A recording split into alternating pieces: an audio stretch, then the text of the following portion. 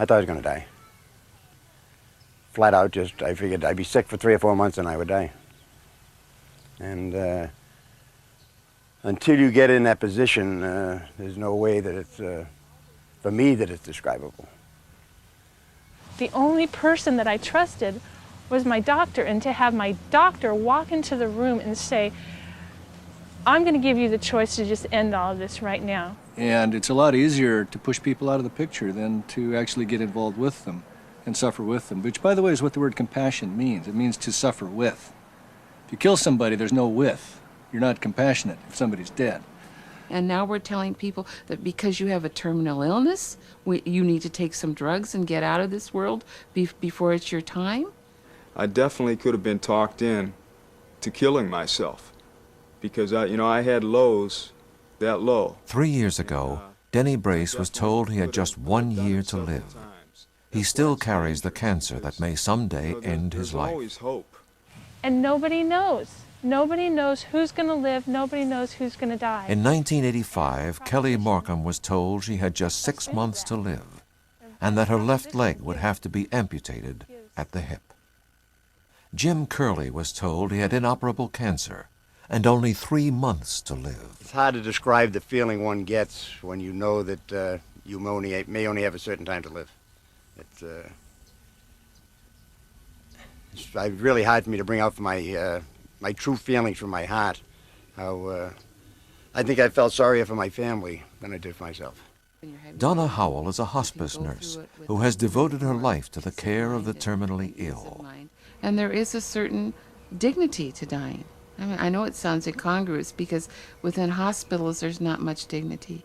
But in the home setting and in hospice settings, it often can be very dignified and very, we talk about this, the so-called beautiful death, and I have witnessed many of them. Dr. Robin Bernhoft is a board-certified surgeon, a Harvard National Scholar, and a specialist in liver and pancreatic surgery. There's a great deal of experience now that shows that virtually everybody who expresses a desire to die, when you take care of their problems, they want to live. The question is, what is easier, just to pop these people off?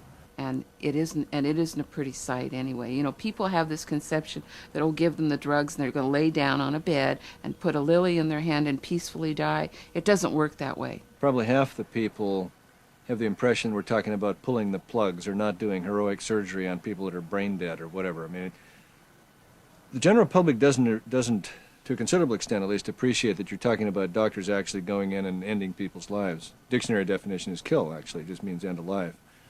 I mean, we should be focusing on improving terminal care, not focusing on giving people medication to end their lives prematurely, and it is prematurely.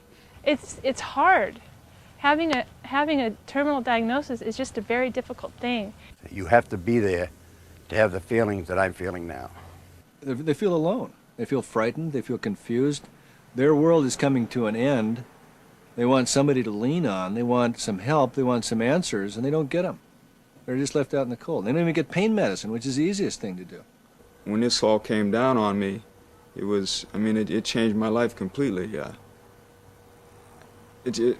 I wasn't Denny anymore. I had to change. I thought I had to change my life because I thought cancer would change my life, but I found out I was wrong about that.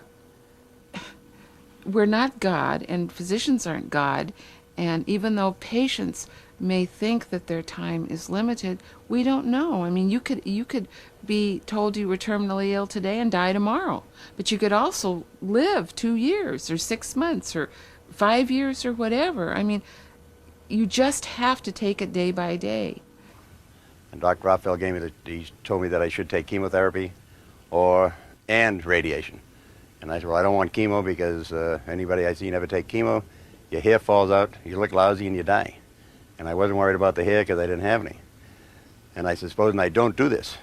He said, well, how about 3 months? I said, well, let's talk a little bit more about chemo. Bill Mahoney, who's 87 now, 7 years ago, Bill was told that he only had a few weeks to live from lung cancer, that the codeine pills wouldn't work, therefore it's a shame he couldn't be euthanized. Bill was absolutely miserable. He was in horrible pain because codeine and Demerol pills simply do not work for much of anything. You have a root canal, they're not strong enough, let alone lung cancer. And Bill was actually loading up his deer rifle to blow his brains out when his daughter caught him, took him to a friend of mine, Tom Boyd, who's a specialist in this area. Tom put him on morphine pills, which the other doctors didn't know existed. There is no ceiling to the amount of morphine a person can have. You can keep increasing the dose forever.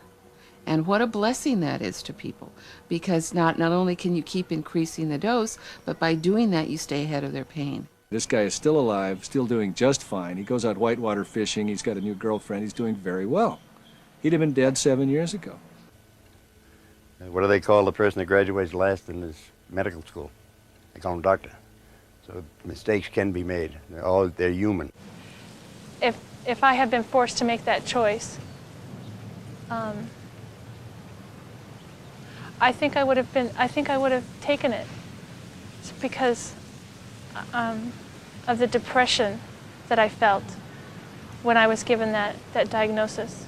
I was very angry when I was told, and I don't even like to talk about, how long or what the actual diagnosis was, because it was ridiculous. Why talk about that? Because it didn't happen. And if I were told that again, I'd say, well, let's just try to live then.